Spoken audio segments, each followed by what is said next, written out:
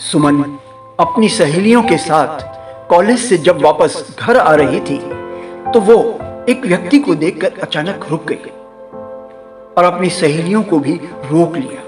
वो सब एक पेड़ की आड़ में आकर उस व्यक्ति को देखने लगे।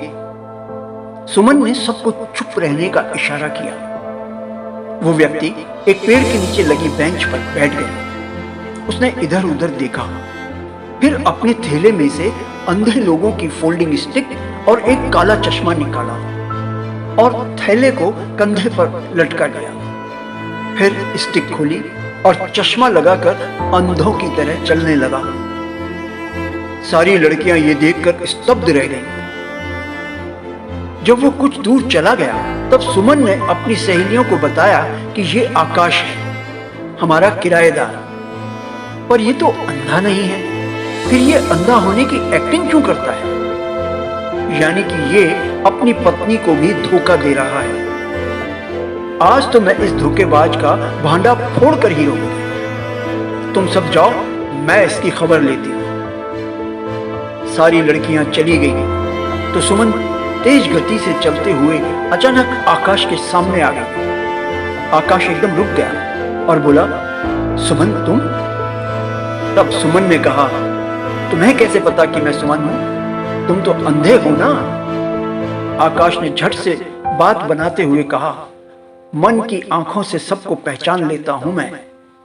सुमन ने कहा, आकाश, मैंने तुम्हें एक नेक इंसान समझकर अपने बड़े भाई की तरह समझा, लेकिन तुम तो बहुत ही शातिर इंसान हो। तुम अपनी पत्नी के साथ साथ इंसानियत को भी धोखा दे रहे हो। मैंने अपनी आंखों से तुम्हें बिना स्टिक के सहारे आराम से चलते देखा है और फिर थैले में से स्टिक और चश्मा निकालकर अंधेपन का नाटक करते हुए भी देखा है। ये सब क्या है? ये सब क्या है आकाश? या तो तुम सारी सच्चाई मुझे बताओ, वरना मैं तुम्हारी पत्नी को सारी सच्चाई बता दूंगी।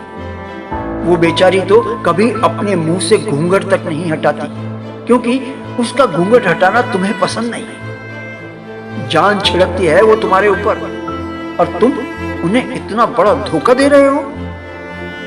आकाश ने कहा, ठीक है, मैं तुम्हें सारी बात बताता हूं। फिर तुम्हें सही लगे तो तुम मेरी वाइफ को सब कुछ बता देना। आओ, यहां छाया में बैठकर बात करते हैं। फिर आकाश ने अपनी कहानी शुरू की। आज से 5 साल पहले की बात है। मैं और माला, यानी मेरी पत्नी, हम दोनों एक ही कॉलेज में साथ पढ़ते थे। वो लड़कियों में टॉपर थी और मैं लड़कों में टॉपर था। वो बहुत सुंदर लगती थी। धीरे धीरे हम दोनों में दोस्ती हुई, फिर न जाने कब वो दोस्ती प्यार में बदल गई। पढ़ाई पूरी करने के बाद जब बात शादी करने की आई तो मैंने कहा, देखो माला, तुम बहुत अमीर बाप की बेटी हो और मैं एक गरीब अनाथ लड़का हूं। मैं तुम्हें वो सब खुशियां नहीं दे पाऊंगा जो तुम्हें मिलनी चाहिए। लेकिन माला ने अपने माँ बाप की इच्छा के विरुद्ध मुझसे शादी कर ली। वो मेरे जीवन में क्या आई कि मेरी तो किस्मत ही बदल गई। मुझे बहुत अच्छी नौकरी मिल गई। हम खुशियों से भरा प्यार में सराबोर जीवन जी रहे थे। लेकिन एक दिन अचानक ऑफिस में मेरे पास फोन आया कि किचन में आग लगने से माला काफी जल गई है। मैं घर गया, उसे हॉस्पिटल ले गया। कई महीनों तक उसका इलाज चला। हॉस्पिटल से जब वो घर आई और उसने अपना चेहरा कांच में देखा तो वो चीख पड़ी। उसका आधा चेहरा जल गया था। वो रो रो कर पागल सी हो गई। एक दिन वो कहने लगी, देखो आकाश, जब मैं अपने चेहरे को कांच में देखकर उसे बर्दाश्त नहीं कर पाती तो तुम ऐसी बदसूरत लड़की के साथ अपना पूरा जीवन कैसे काटोगे?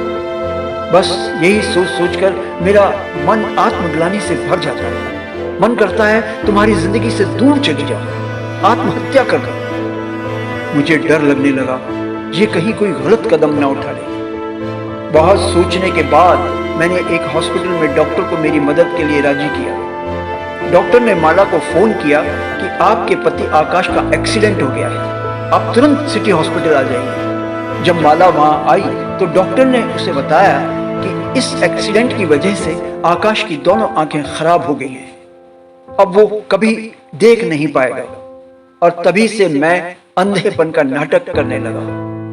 उसे भी अब आत्मग्लानि नहीं होती है, क्योंकि उसे लगता है कि मैं उसका चेहरा देख ही नहीं सकता। हमारा प्यार पहले से ज्यादा गहरा हो गया है।